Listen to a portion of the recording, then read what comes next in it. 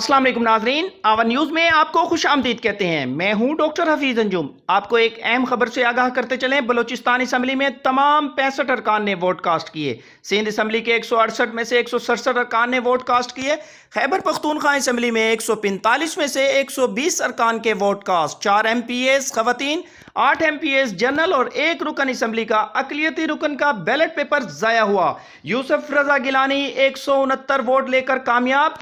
हफीज शेख के सिर्फ 164 vote. Election commission की रिपोर्ट के मुताबिक यूसुफ रजा गिलानी 169 और हफीज शेख 164।